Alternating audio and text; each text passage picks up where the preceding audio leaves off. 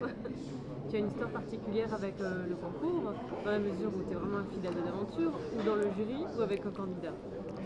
Bah oui, parce que le pâté croûte, tout ça, c'est un peu à cause de nous, les chefs lyonnais. Oui. Parce que en fait, moi j'ai mis un pâté croûte à la carte en 2004, après le MOF, dans mon restaurant. Joseph Viola, à ce moment-là, a racheté en fait Daniel et Denise, et dès le mois de septembre, il a mis un pâté croûte à la carte. Ensuite, on avait un ou deux copains qui en faisaient. Et Gilles et Arnaud ont décidé de monter un concours pour départager lequel de nous 4-5, la copain, avait le meilleur pâté croûte. Ce concours n'a jamais eu lieu entre nous.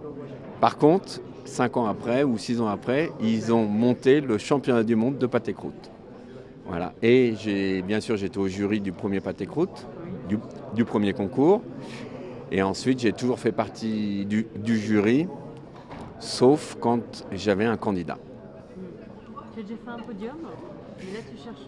On a déjà fait une deuxième place et je crois un prix du jury ou tout comme ça. Mais bon, La confrérie peut-être. ouais, je sais plus, un truc comme ça. Donc là il y a une envie de.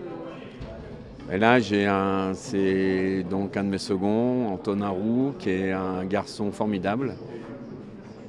Il s'est donné à fond, donc on va. Préparer.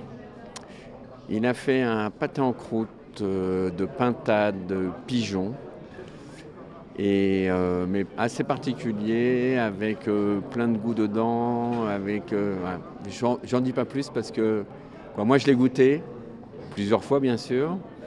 On l'a bien sûr, je l'ai un peu drivé, on a un peu, mais je trouve qu'on avait un goût, on est arrivé à un goût qui était pas loin de la vérité.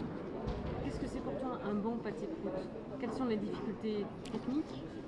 Un bon pâté croûte déjà c'est un pâté croûte dont quand on prend un morceau, on se dit putain c'est bon ça, et on en reprend un. Voilà, de toute façon il faut qu'il y ait de la gourmandise, bien sûr il faut qu'il y ait une croûte qui soit croustillante, il faut qu'il y ait une farce avec de la mâche et en même temps du moelleux, et bien sûr une gelée, et une bonne gelée.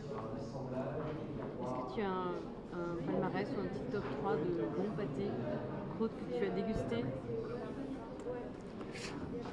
Alors oui, j'ai différents. Alors, j'ai un grand souvenir d'un pâté en croûte de gibier qui était au Georges V.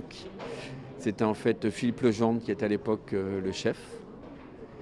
Et ça, c'était à la fin des années 90. Donc c'était déjà sur la carte d'un restaurant 3 étoiles, il y a 25 ans.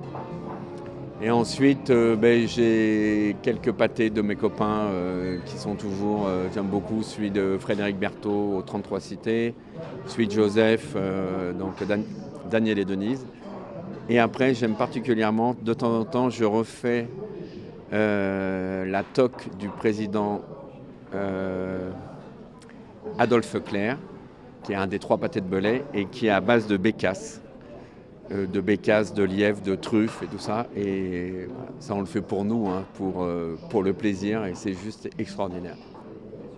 Selon toi, qu'est-ce que représente le pâté croûte sur la scène culinaire française et dans la gastronomie? Pour moi, à la base, ça fait partie de l'histoire, donc c'est important. C'est l'histoire, c'est la technique, et c'est en plus, quand ça s'appelle, je sais pas, c'est une certaine idée de la France.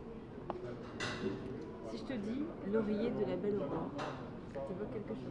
Laurier de la Belle Aurore, donc un des 3 pâtés de Belay qu'on a dans nos boutiques actuellement. Et on ouvre une boutique au Hall après-demain, le 7, le 6 ou le 7, on ne sait pas si c'est après-demain ou si c'est jeudi, et où on aura bien sûr Laurier de la Belle Aurore.